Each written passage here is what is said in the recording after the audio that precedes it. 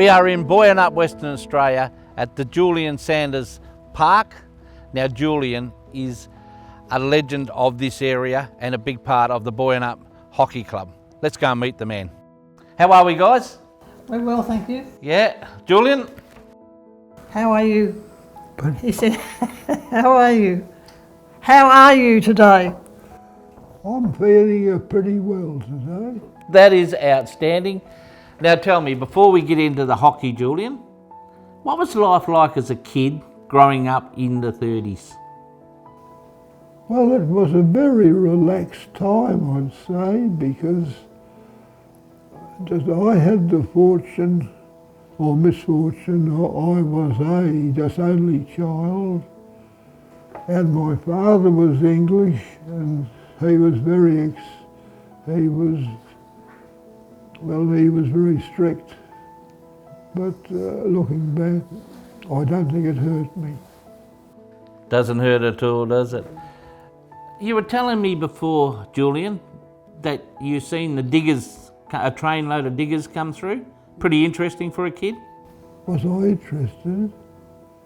Well, I was perhaps 10 or 12 at the time, so you see, as a kid, and all the local boys, we used to go down to the rail station and watch these people come in. And some of the more cheeky ones could catch a pie from the lady who ran the booze. So that was a big thing, to get a pie for nothing. And then you met your lovely wife, Val. Val, can I bring you in on this? How did you two guys meet? At square dancing. Square dancing was the crows and the tom. At the Boyanup Hall? Oh, no. Every little town had a square dance club. Right. And Boyanup had a square dance club. And Bunbury had several square dance clubs. Anyway, as time went by, the attendance dropped off and the Boyanup club closed down.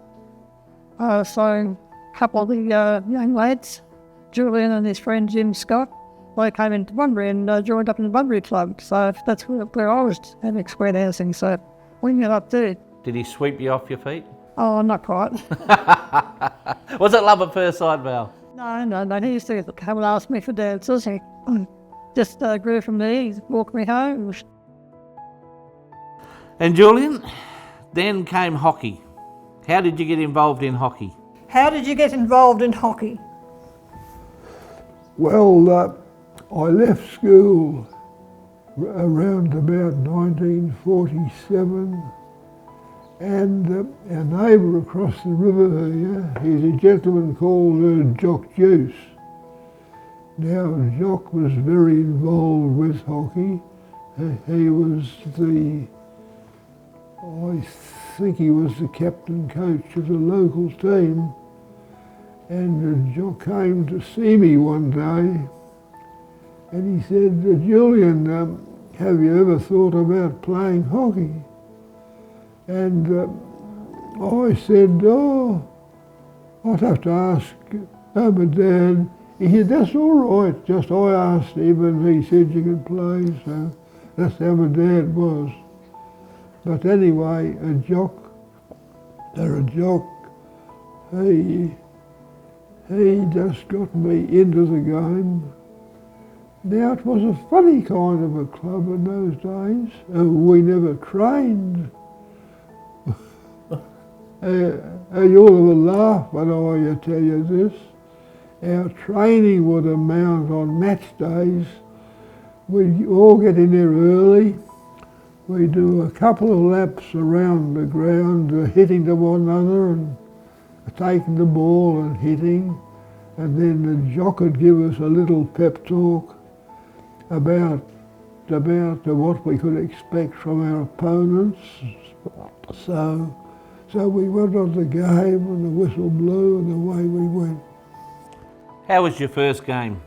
Because did you enjoy it? Did you start in the midfield?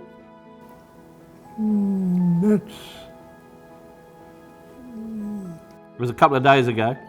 That is a long time ago. They always played me just right half, I reckon that I could do the least damage. So, and then by fate, the goalie was taken ill one day, and Jock said, "Would you like to do goals?" Well, I thought about it, but goals is the toughest job in the game, because you've got all of the best centre forwards in the competition. They're after a goal, aren't they? They are at that. And short corners, they're tough, because you never know where the ball come from. But I seem to manage somehow. And that's the spot you played the rest of your career, as a goalie? Yeah. I know, Did you play in goals for the rest of the time? all I'd say, I was in the field for perhaps for 4 or 5 years, and then I just quit when I got married. I quit the club when I married in '56, so from that time when I started to my marriage, I would have been a right half and then goals. But goals was a tough job. Did you go along to the hockey, did you, Val? I watched a couple of games, yeah. You don't sound overly enthused. Well, I was playing hockey myself. So. Oh, you're a hockey player as well? Yeah. Same club? No, I played with Bunbury. See, I copped a tough one because I took one in the pelvic area and that sort of laid me out. So. They didn't have protective gear in those days like they've got to. Let's go on that. What protective gear did you have?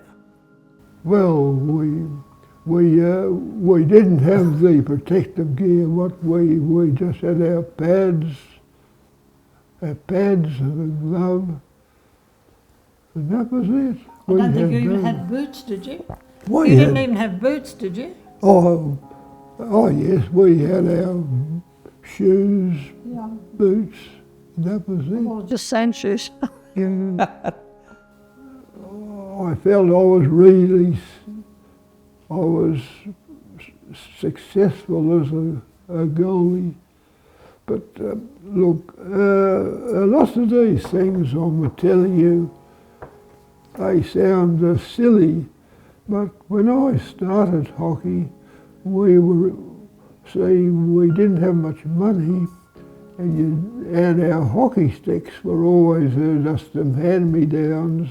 There is a hockey stick with a big curved head to it, and that was what I played my early hockey with. And then it was suggested that I get the regulation stick, which is the stick with the shorter head to it. And they're a much better stick for stopping the balls, you know, you can just front up with the ball better. And so, but I was never a strong hitter.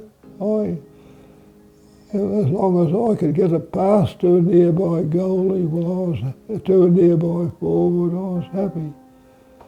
But we had some good players in the club in those days. Jock was this old Jock was a strong player, and we had Jack Godsall, and Jack was English and learned his hockey in England, and he was a very strong forward, very fast, very accurate, and a couple of us were farmers, so we're a mix between farmers and hockey. But having said that, the team for Elgin were all farmers, the whole lot. And Ferguson were the same, they were all farmers. A great social life as well as the sporting field? Great social life as well after games? I don't think so. There wasn't any much social life after the game, was there? No, we were See, we were taken into hockey by there was one of our players, Derek Juice. He was a local, just minor on, and Eric had an ex-army Chev ute, and Eric the driver, a jock, and another player, they all got in the front, and the rest of us, we all were packed into the back of this ute. Truly, so some of us had a bit of comfort. We sat on the goal, on the hockey bag, but we're all packed in somehow. But it didn't worry us. But we got there. So, when did you finish your career, Julian? When was the last game? Do you remember? No, We got married in November '56, so it would have been sometime just before then, probably. Mention about Eric and the wine. The wine. Oh yes, our local Reviner would always bring along a bottle of claret. Now you wouldn't pass. Now you wouldn't. The hockey coaches would be horrified. But at half time, when that bottle of claret was passed round the players, the neck of the bottle just wiped on the shirt and passed round, wiped the shirt, passed on the next player. We all had our little dip of claret. You probably played better in the second half. Got them going, you reckon, Val? You see, just most of us had to be home early because we had cows to milk. Yeah, it's a tough life. So we'd want to be home at least by 4 o'clock, at least so that we were just ready for the next job, the milking the cows. What was the hockey like when you were playing, Val? You were obviously in the women's comp. Was that pretty strong as well? Oh, fairly strong. How many sides were in the comp? I think about 4 in Bunbury, and then we played Boyanup and Dardanup as well. Was there a rivalry with Boyanup?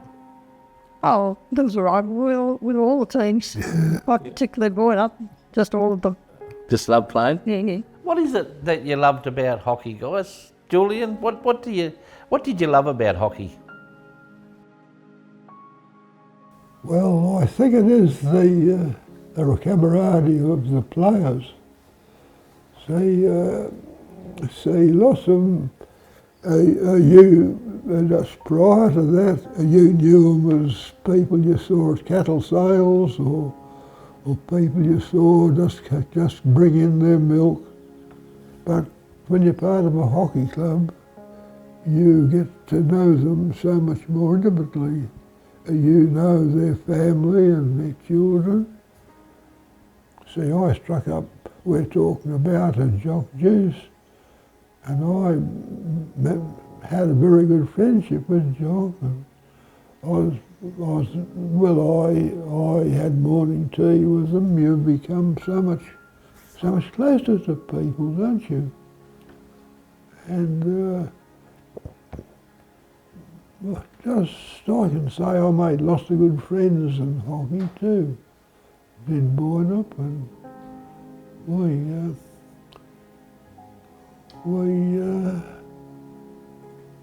we're all searching for a win, and wins were very elusive to us. Perhaps it was the lack of training, I don't know, but see, we had a very good full-back, a gentleman, Frank Carthew, and Frank was an immensely strong player. He could break up any forward attack and the ball would be just well over half again. And if the forward was lucky enough to pick it up, he could make use of it, but it didn't always happen to pass. But before, Frank was a strong hitter. Did you ever decide to take up coaching? I never thought about it. Well, I wouldn't have had the time. And the old man, he mightn't approve to me.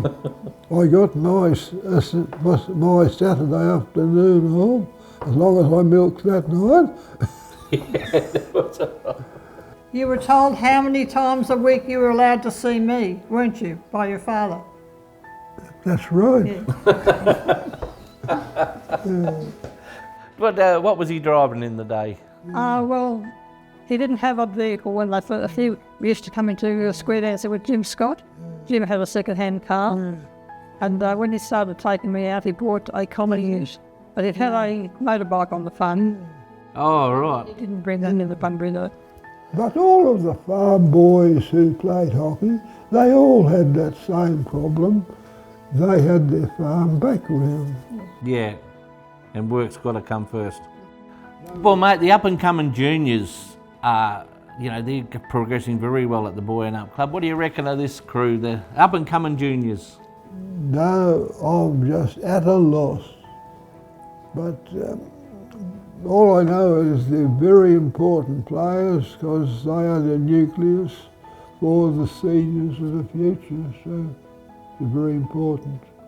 And no club can exist without a good junior background. Beautifully said. It has been an absolute pleasure catching up with you guys today. Julian and Val, I can see why they call you legends of this region, because you're absolutely the perfect pair. Thank you very much. Thank you.